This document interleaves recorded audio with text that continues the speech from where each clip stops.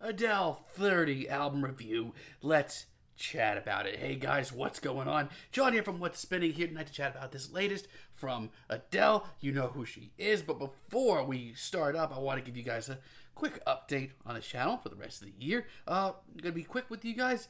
I'm almost done for the year. I only have a few more reviews on the calendar. Gonna be chatting about Convergent, Chelsea Wolf, of course, the new Avlov album, as well as Mr. Twin Sister this week, the new Horrors EP as well, and then I'm gonna be chatting about like the new Arca projects and that new one from Jlin when it comes out. But outside of that, I'm in list mode for the end of the year. Expect those around Christmas.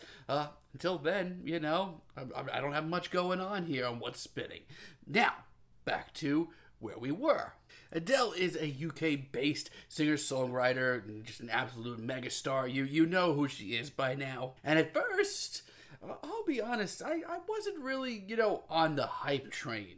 Her 19 album mostly just, I don't know, I wasn't that into it. I thought it had a couple of good singles. I thought Chasing Pavements was really good. But a lot of the deep cuts here just was not what I was looking for in modern pop and soul. Personally, I thought her 21 album was a lot more likable. I've said it before, and I'll say it again, especially on this album. A good pop song is just that, a good pop song. And 21, it has a lot of great pop songs. Not only that, but some of her performances, especially her vocal performances on here, were absolutely, mind-meltingly good. It's interesting enough to listen to just for the vocal performances alone. And personally, I'm much more into 21 than I am 25, but the vocals performances on 25 are still pretty electric and unbelievable. Once again, that alone, it's a reason to listen. Now, this has been one of the year's most hyped projects. I thought the singles leading up to this album were pretty good, and honestly, I'm impressed overall. This album starts off with Strangers by Nature,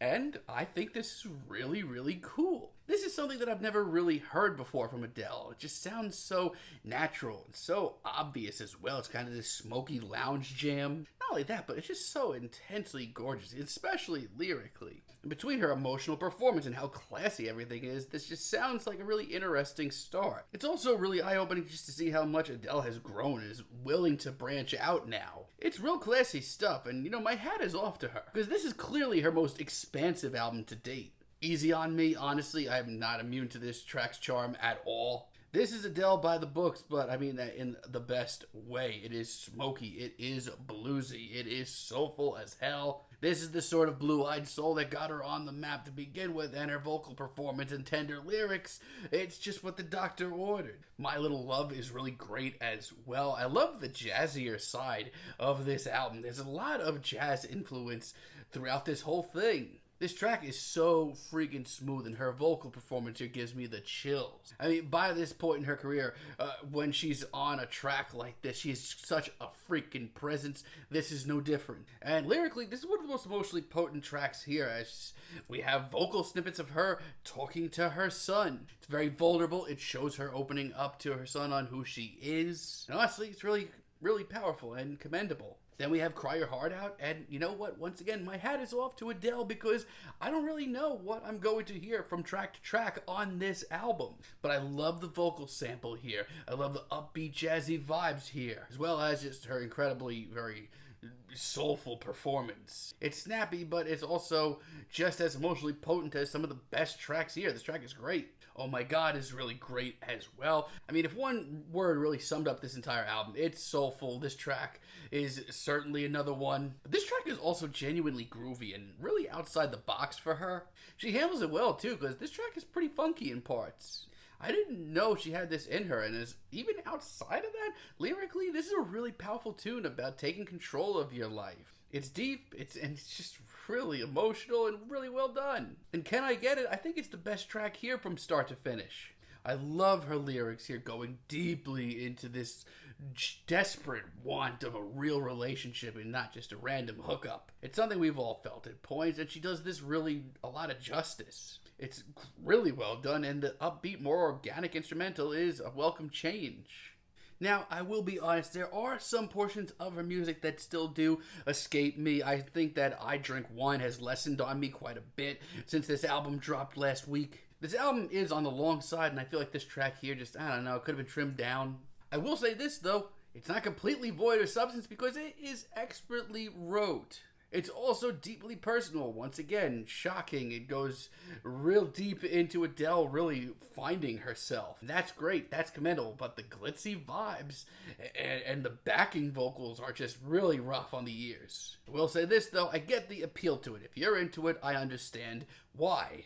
All Night Parking, on the other hand, featuring Errol Gardner, is a little bit of a letdown as well. Like I said, this has been a very classy, very jazz-influenced album. And I thought this interlude was going to hit me a lot harder than it was. And you know what? There's some elements to it that are pretty slick, but there's also some elements in the songwriting that could have been a lot better executed. And listen, of all the tracks on here, I thought Woman Like Me was going to be the one that I was into the most. Mostly because when you look at the lyrics, this is easily the most pissed off Adele is on this entire album. That's interesting, and that excites me. But it's one of the tracks on this album that just goes on for way too long, doesn't progress, and doesn't captivate me. The super stripped down nature of this track, it really just doesn't sit well with me. And I was thinking about why and what this track was really bugging me with. But honestly, it hit me. This is kind of what I wasn't into about 19 back in the day. But that's just me. If you're into it, I do get it. And Love Is a Game as a finale, it's a toughie for me, man. This is a really tough track to gauge. I really do love the smoky lounge vibes of this track. That is money. But I don't know, while there isn't anything really bad about this track, this isn't nearly as concrete from start to finish as some of the better tracks on this album.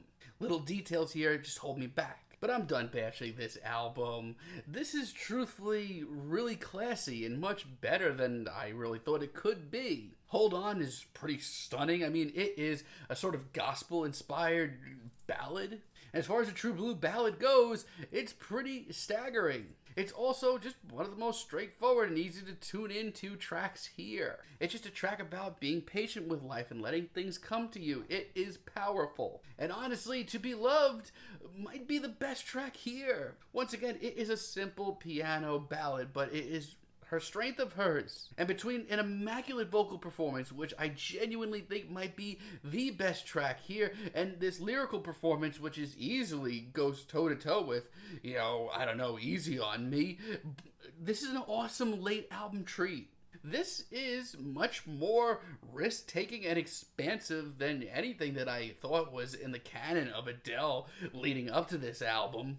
No, between her vocal performances, her emotional lyrics, and the loungy vibes, and like I said, some of the risks and just how expansive this all sounds, this is a very classy and impressive pop album. And yes, there are some things about her music that I still just don't click with, and it's a little bit of a long album for my liking.